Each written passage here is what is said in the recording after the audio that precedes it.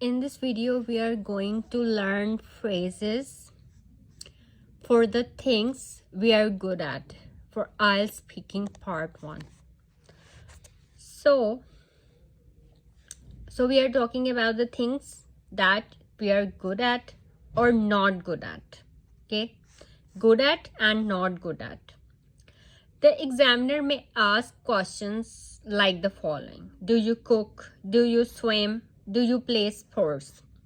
Or are you good at cooking? Are you good at swimming? Are you good at playing sports? So I have said, are you good at playing sports? So if the examiner asks you, do you cook? Are you good at cooking?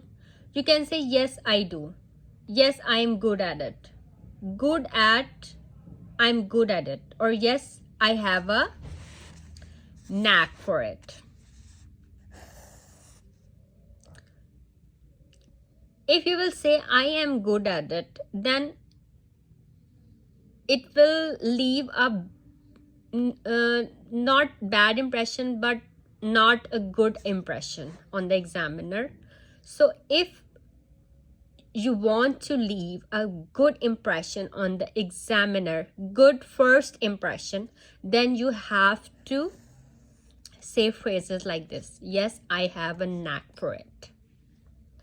Okay, I have a knack for something means I am good at, I have a special talent for it. Yes, I have a knack for it. Or yes, I have a knack for cooking. Yes, I have a knack for swimming means you are good at it. So I wonder, what sport do you have a knack for? If you like sport, now that's a positive thing. The next phrase is when it's less positive. So if the answer is no, you can say, no, I am hopeless at it. If you want to say yes, then say this phrase: yes, I have a knack for it. Yes, I have a knack for cooking. Yes, I have a knack for swimming. But if you want to say no, don't say, no, I'm not good at it. Just say, I am hopeless at it. So instead of I am bad at it, say I am hopeless at it. So are you good at cooking? No, I am hopeless at it.